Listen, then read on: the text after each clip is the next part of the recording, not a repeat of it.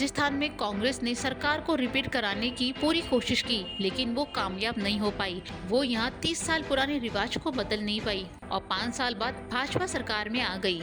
लेकिन यहाँ कांग्रेस के मुख्यमंत्री रहे गहलोत की कुर्सी क्या गई, उनके तो अपने ही दुश्मन बन बैठे। सबसे करीबी ओवैसी लोकेश शर्मा ने तो सार्वजनिक तौर पर मोर्चा खोल दिया।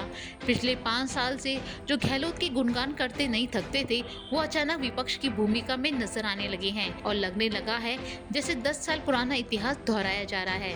तब प्रधानमंत्री मनमोहन सिंह के मीडिया सलाहकार रहे संजय बारू ही उनके लिए मुसीबत बन गए थे। वैसे ही अब मुख्यमंत्री अशोक गहलोत की ओवैसी लोकेश शर्मा आफत बन गए हैं। राजस्थान के मुख्यमंत्री अशोक गहलोत के नेतृत्व में कांग्रेस राजस्थान में 3 दशक पुराने रिवाज बदलने जा रही थी।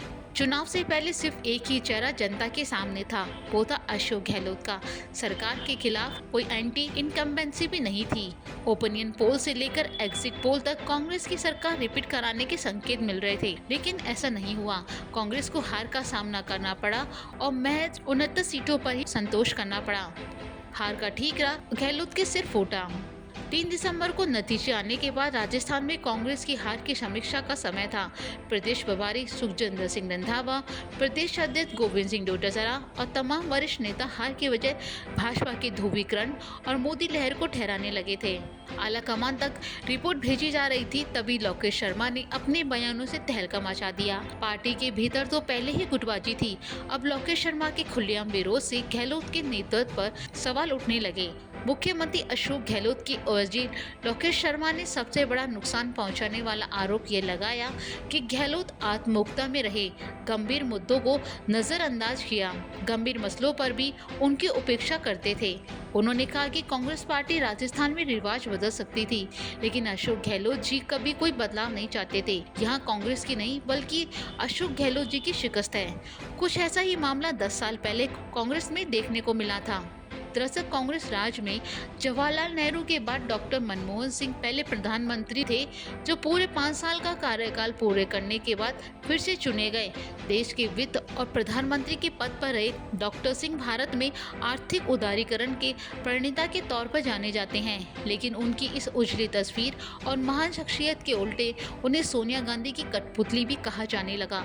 उनकी इस छवि के पीछे 4 साल तक डॉक्टर सिंह के मीडिया सलाहकार रहे संजय बारू की भूमिका रही।